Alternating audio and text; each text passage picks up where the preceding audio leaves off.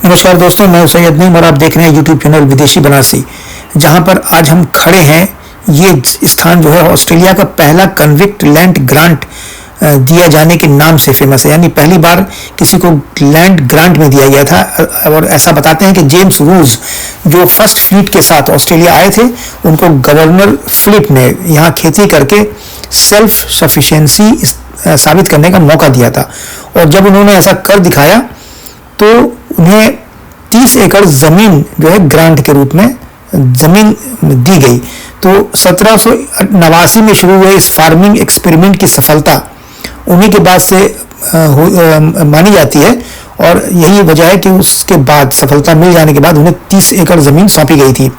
तो आज जो मेरे पीछे ये कॉटेज आपको दिखाई पड़ रहा है, ये असल में सर्जन जॉन हैरिस से जुड़ा हुआ लगभग 1835 का एक हिस्टोरिक बंगलो है। और इसमें बहुत ही शानदार आप देख सकते हैं कि लॉन है और ग्राउंड बने हैं, पिकनिक का बहुत बड़ा स्पॉट है। और ये जो हैरिस जो उनका नाम था, उन्हीं के नाम पर आज ये हैरिस पार्क जगह का नाम है, जहां सबसे ज़्यादा भारतीय समुदाय के लोग रहते हैं, जिसे लिटिल इंडिया का नाम दिया गया है। ये उसी के पास का ही एक जगह है और हैरिस स्ट्रीट वगैरह उन्हीं के नाम से यहाँ ऑस्ट्रेलिया में बना हुआ है इसी स्थान पर। तो हैरिस पार्क भी उनके नाम पर है। ये एक सूचना इस जो हैरिस सर्जन जॉन हैरिस के नाम से मुझे भी पता चली। तो ये गूगल में जो सर्च करने पर ये दिखाई पड़ता है।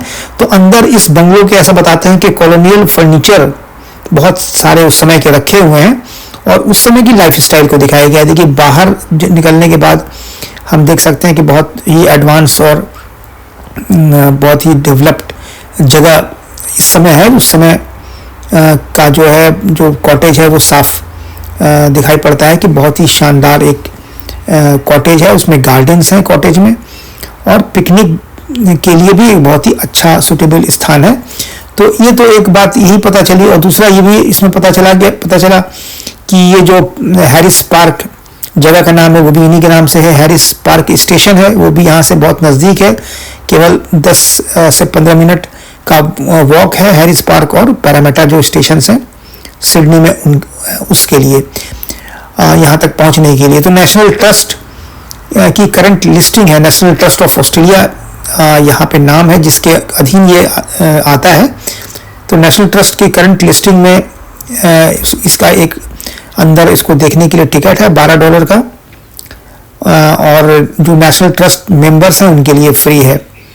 तो यही इसके बारे में सूचना मिली और ये एक बहुत ही शानदार बंगलो मुझे देखने में मिला। ऐसे बंगलो इन्हीं तरह के देशों में ज़्यादा प्रचलित भी हैं। इस तरह के जो डिज़ाइन बनी हुई है और बहुत बड़े बड़े ग्राउंड के बीच में वो अंग्रेज़ों के द्वारा बनाए हुए इस तरह के बंगले बहुत जगह हैं। इंडिया में भी ऐसे बंगले नज़र आते हैं इसी तरह के बड़े बड़े ग्राउंड्स में, क्योंकि अंग्रेज़ जो या इंग्लिश लोग जो होते थे वो रहने के साथ साथ बहुत बड़े बड़े ग्राउंड्स को भी अपने साथ हेल्थ पॉइंट ऑफ व्यू से रखते थे।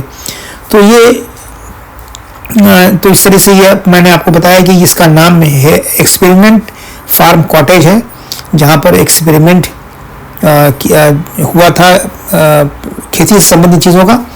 तो ये एक इन्फॉर्मेशन की चीज़ है और ये नेशनल ट्रस्ट ऑफ ऑस्ट्रेलिया जो बोला जाता है उसके अधीन ये बिल्डिंग है। और चलिए चारों तरफ आप देख सकते हैं कि कितना ज़बरदस्त ग्राउंड है, कितनी हरियाली है, कितना सुंदर इसे बनाया गया है। मैं भी देखिए आपके सामने ही इस जगह पर पहले वहाँ से दिखाया और अब ये वहाँ जाने के रास्ते पर मैं चलकर वहाँ पर फिर से पहुँच रहा हूँ। देखिए बीच में एक सड़क पतली सी दी गई है और दोनों तरफ ग्राउंड है और कितना हरियाली है। सब चारों तरफ पेड़ पौधे दिखाई पड़ रहे हैं, बड़े बड़े पेड़ हैं जो हो सकता है कुछ उस समय के भी हों, लेकिन पुराने पेड़ तो देखने से लग ही रहे हैं, बहुत बहुत पुराने पेड़ हैं।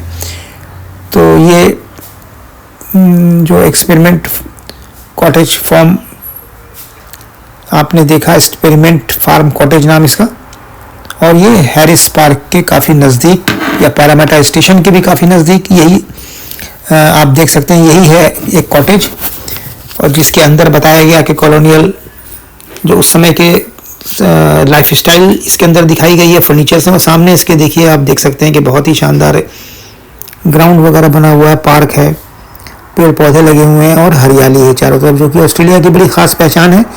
जहाँ भी जाइए आपको हरियाली नज़र आती है, बहुत बड़े बड़े ग्राउंड नज़र आते हैं, बहुत चौड़ी चौड़ी सड़कें हैं चारों तरफ। तो ये सब चीज़ें देखने के बाद बड़ा सुकून मिलता है, अच्छा लगता है। और क्योंकि यहाँ पर डस्ट फ्री इन्वायरमेंट है, पेड़ पौधे बहुत ज़्यादा लगे हुए हैं और ठंड भी रहती है। इस समय ठंड का मौसम है यहाँ पर, और जो धूप निकलती है तो बहुत अच्छी लगती है धूप। देखिए इस समय चिलचिलाती हुई धूप है और सामने आप ये विकसित ऑस्ट्रेलिया के चीज़ें आप देख रहे हैं। लेकिन उसके बीच में भी देखिए ऐसे चीज़ों को, ऐसे जो कॉटेज ये बना हुआ है या बंगलो जो बना हुआ है, इसको डिस्टर्ब नहीं, उसको तो डिस्टर्ब नहीं किया गया। उसके साथ जो देखिए कितना सुंदर ये बंगला बना हुआ है, उसको चारों तरफ की सराउंडिंग्स को भी डिस्टर्ब नहीं किया गया है, इसे प्रिजर्व करके रखा गया है और इसे कहीं पर भी डिस्ट्रॉय करने की कोशिश नहीं की गई है। पेड़ पौधे भी चारों तरफ आप देख सकते हैं कि लगे हैं, और यहाँ पेड़ पौधों को बचाया जाता है, मरने नहीं दिया जाता, हर तरीके से उसके लिए बहुत सिस्टम बना हुआ है यहाँ पर। और यही वजह है कि ऑस्ट्रेलिया में बहुत हरियाली दिखाई पड़ती है, जो कि काफ़ी अच्छा और हेल्थ पॉइंट ऑफ व्यू से बहुत अच्छा है। टहलने के लिए बहुत अच्छी जगहें दिखाई पड़ती हैं, धूल नहीं है, डस्ट बिल्कुल भी नहीं है, डस्ट फ्री इन्वायरमेंट है। और ये बाहर निकल आने के बाद देखिए इस समय का ये ऑस्ट्रेलिया है, जहाँ पे चारों तरफ इस तरह के मकानात बने हुए हैं, हाउसेस सब एक तरह के देखने में लगते हैं। चाहे आप किसी भी ऑस्ट्रेलिया के शहर में चले जाइए, एक तरह का डिज़ाइन है मकान का, सब इस तरह के स्लैंटिंग छत होते हैं। और ये तो वजह ये भी हो सकती है कि पानी बहुत ज़्यादा बरसता है इन क्षेत्रों में, तो पानी न रुके उसके लिए ऐसे छत यहाँ बनाए गए हैं। तो चलिए अब मैं यहाँ पे वीडियो अपना अब यहीं तक रखता हूँ और फिर आपको नए वीडियो की तलाश में निकलता हूँ। तब तक के लिए आप आज्ञा दीजिए।